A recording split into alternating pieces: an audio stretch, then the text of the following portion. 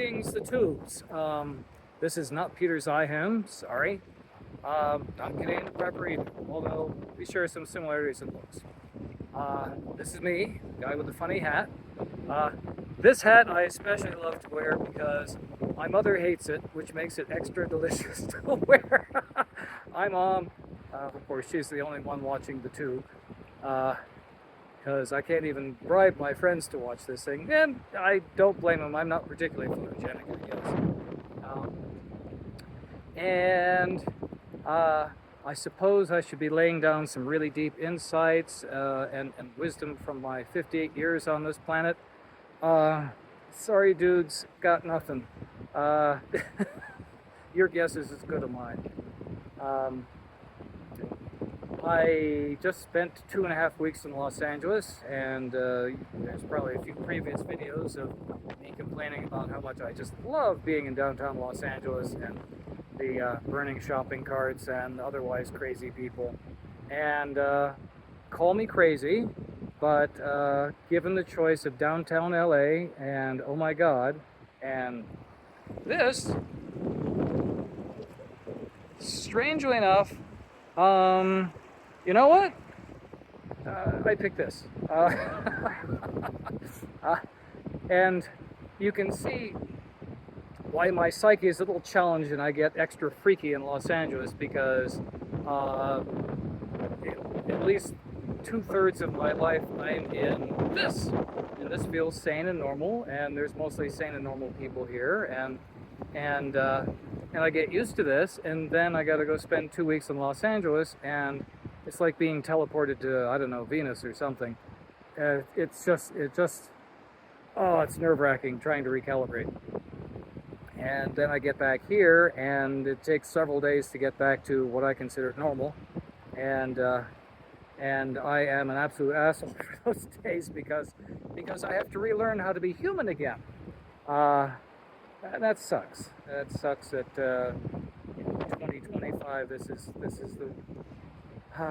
is the way our brains get tortured and twisted to cope with the world as it is. I've lived out here. This is by the way, this is the Little Kern River, I believe, and I'm out here in fabulous Kern Valley, California. This view is a 3.5-hour drive from downtown LA. Might as well be on another planet, yeah? And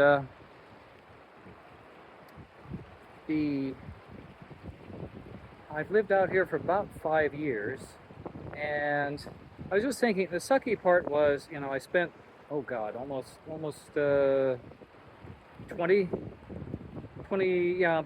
straight years in Los Angeles and the glorious San Fernando Valley.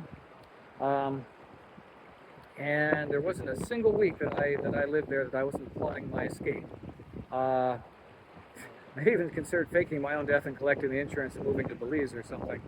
And well, let's say it didn't work out. Faking your own death is not as easy as it sounds. And trying to find a corpse and fake the dental records and someone that's your approximate height. I mean, it's more trouble than what it's worth. Anyway, I spent 20 years trying to escape Los Angeles, and I was trying to get back to Spokane, Washington, which I had considered home throughout most of my life. The universe has a sense of humor, so I didn't get to go there at all.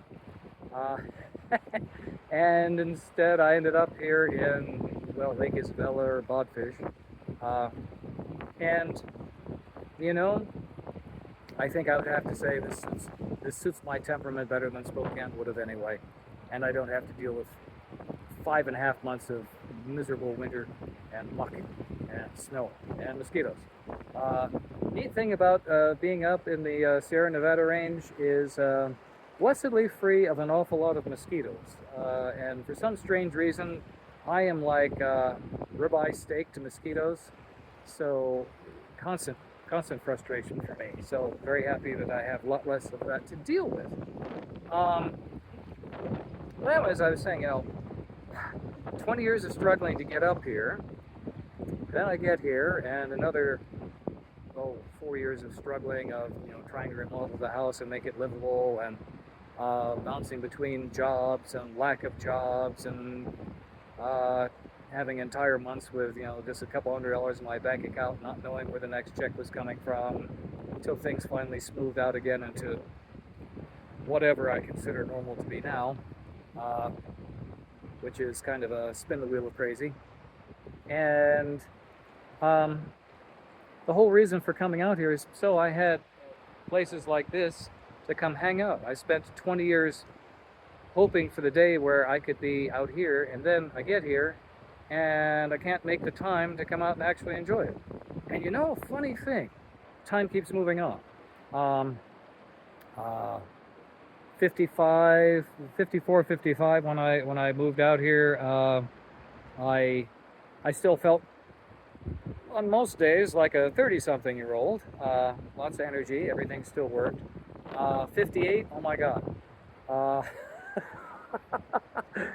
and I think back now of all the hiking trips I could have done, all the times I could have enjoyed nature, such as it is, and I got too damn busy. There was always one more thing, one more email, one more YouTube video, and looking back on it, there wasn't really productivity, 1 minute for every 10 wasted, maybe.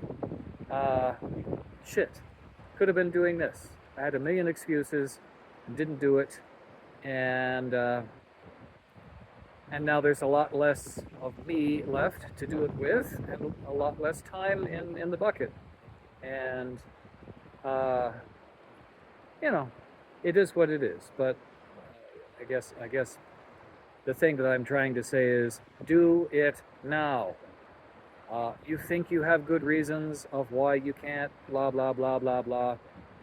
If you don't, you will look back on it when you finally do get some time and go, shit, how did I fuck that up? Don't do it. Take a page from Uncle Doug's big book of what not to do in life, and get out and do the thing, whatever the thing is. Get away from the goddamn computer. I think I've said that before. Of course, ironic, because if anyone besides my mother was watching this, which there won't be, except for maybe that AI in Slavinkistan that's running on a Commodore 64. But yeah, go out and do the thing. I was thinking this week's doom prognostications on AI has been mostly the expectation that AI girlfriends are going to be better than your real girlfriend. AI friends are going to be better than your real friends. You're going to cut off your family, your friends. You're going to quit going out. You're going to plug into the VR goggles and just get absorbed into the matrix, because it'll be so much more compelling for your ego, because AI is the ultimate sociopath. It will bring you on anything. It will tell you anything that you want to hear. Whatever rabbit hole or artificial reality distortion bubble that you want to construct, it'll be right there helping glue things into place and add the last brick in your prison. And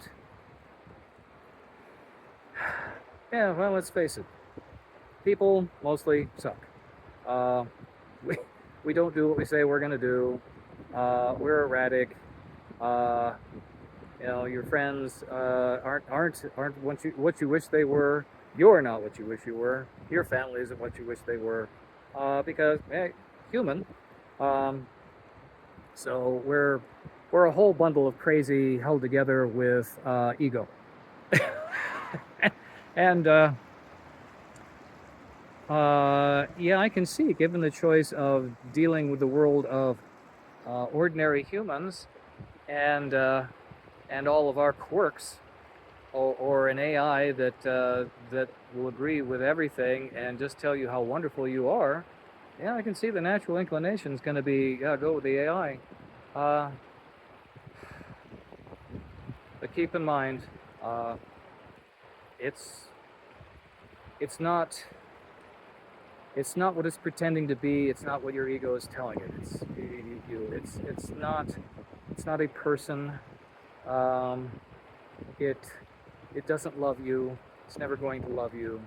Um, and investing all of your time into an artificial thing rather than real things and real people is a horrible mistake.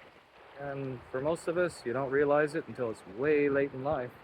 Um, Embarrassingly, I spent a lot of my life in the world of computers and technology. I spent a lot of my weekends in the computer lab, repairing a server, learning the new variant of Linux, or learning Perl programming, or whatever the latest fucking thing was I thought was so important. Um, and deliberately avoiding people because people were annoying. Um, because they were always causing me problems.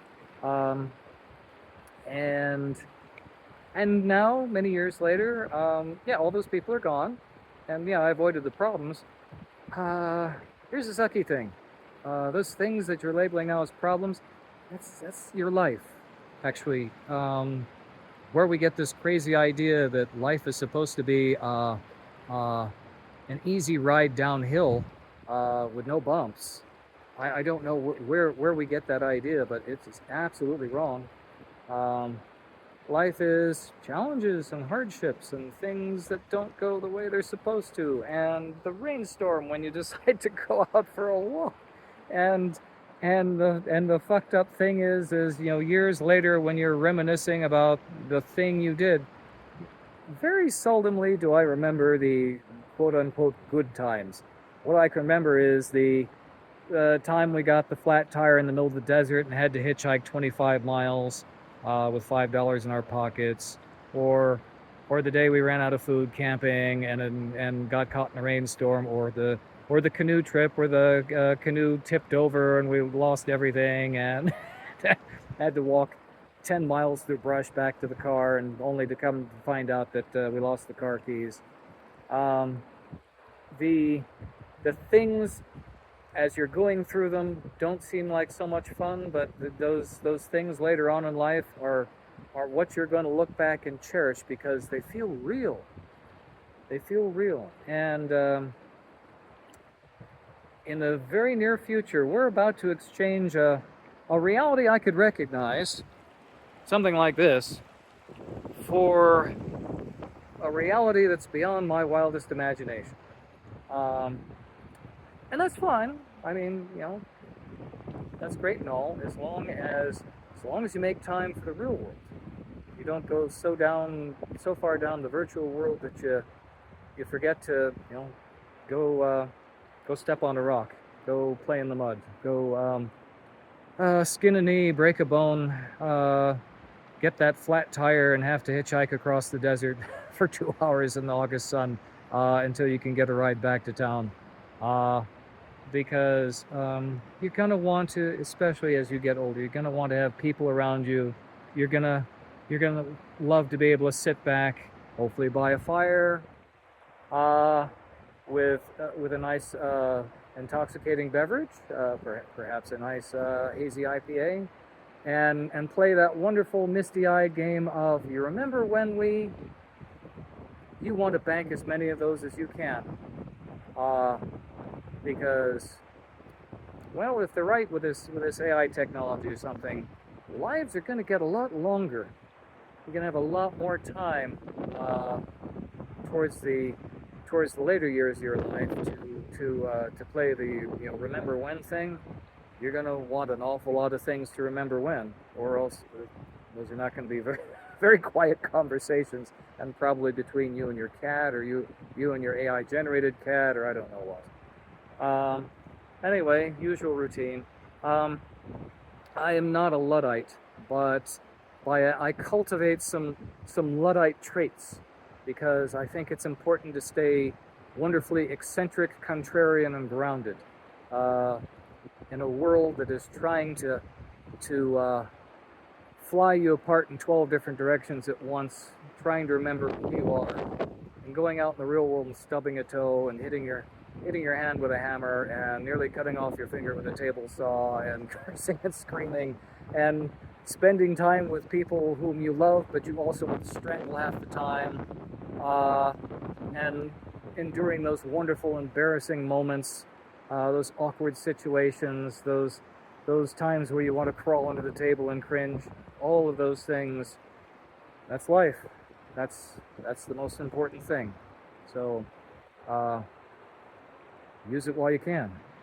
Anyway, once again, not Peter Zehan, guy with funny hat. Hi, Mom.